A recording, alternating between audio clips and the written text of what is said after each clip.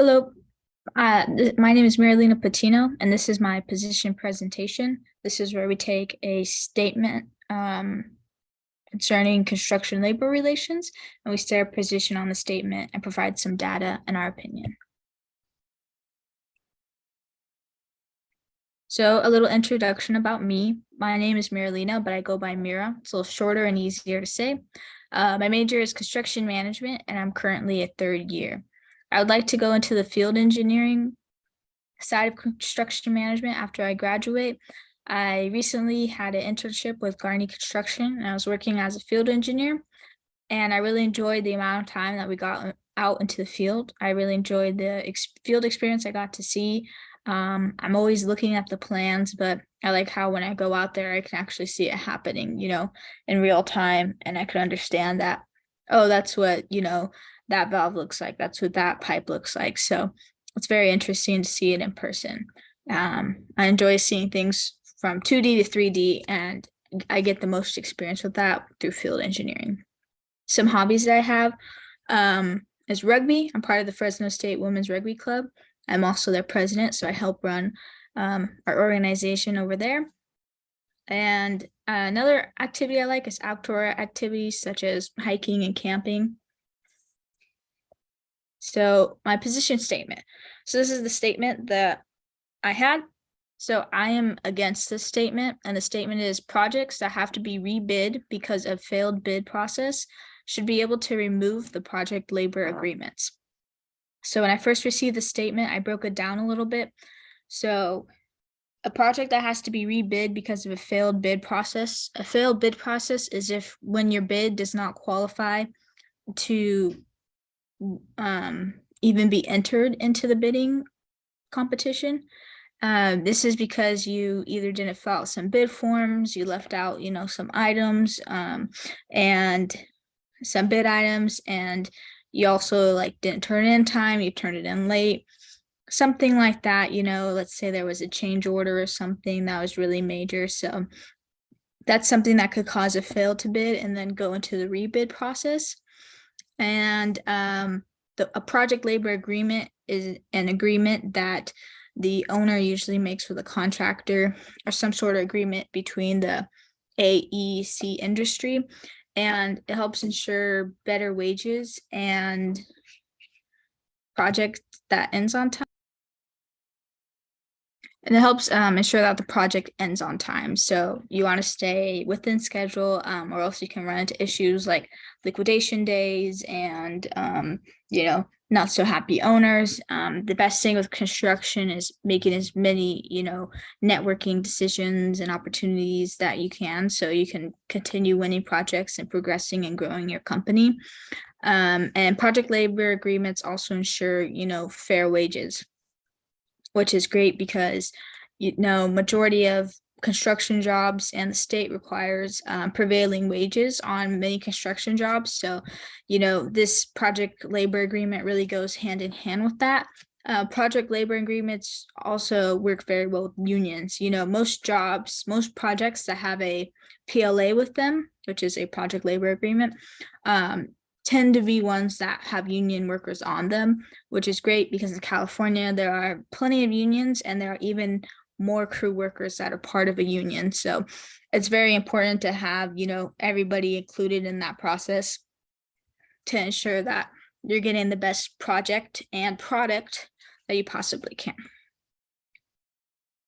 So some social, cultural, political, and economic influences on this statement are business relations. So if this is when somebody, say from the company that you're going to be placing the bid to. You can then have relationships that way to ensure that you're having, a good PLA and that everything is working out properly with your unions and all your workers, and everything is working within the union contract as well.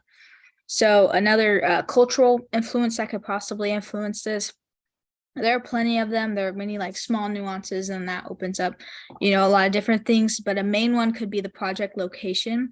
That could have a lot of cultural influence because let's say you're on, a Native American burial ground, you're on a Native American land, you're near a reservation or something, you need to make sure that you're taking those extra precautions to preserve any of their artifacts that may be in that area. And you also need to make sure that if you run into one, that you're taking the proper steps and precautions to make sure you're being as respectful as possible.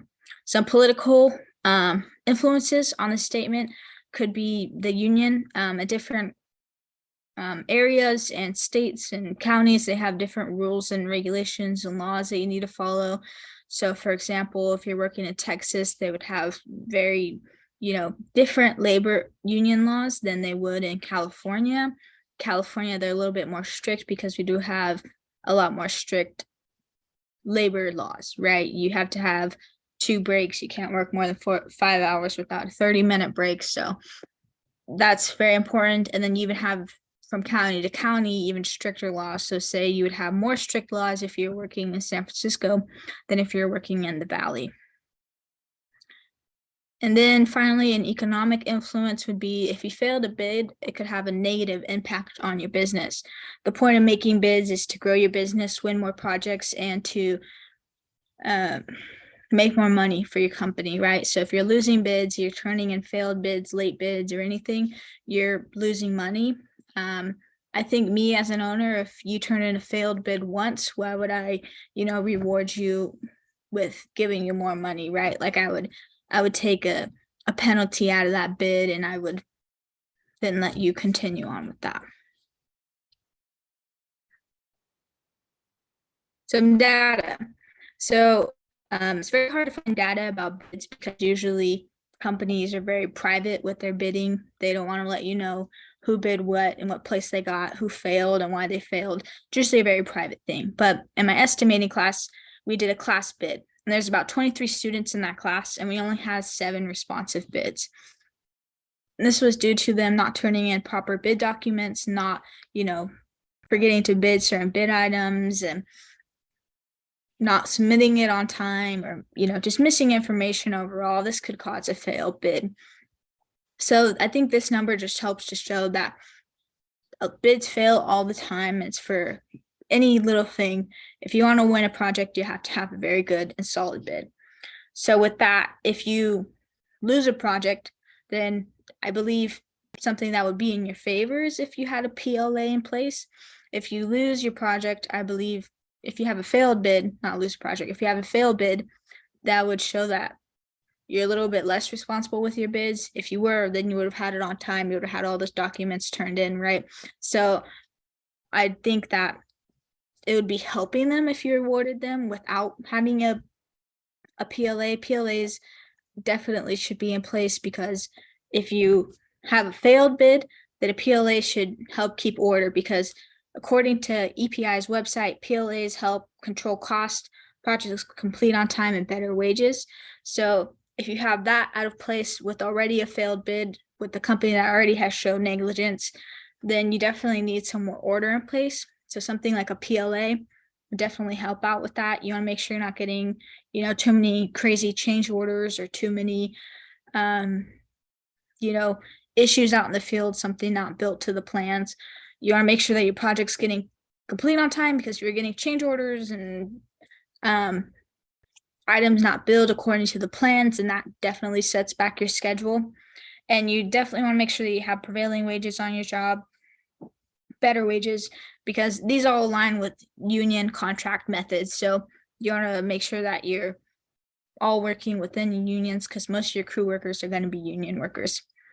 PLAs help ensure that if you have a project with a PLA, you're most likely working with union workers, and the company that I want to work for in the future, all their labor workers are union workers, their superintendents, their crews. So it's very important that we include PLAs to help keep everything in order. And these are some of the references I used. Use the government to do more research on unions. I looked up some reasons why your bid fails.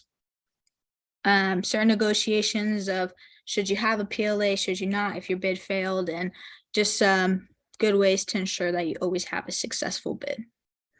Thank you for listening to my position presentation. If you have any questions,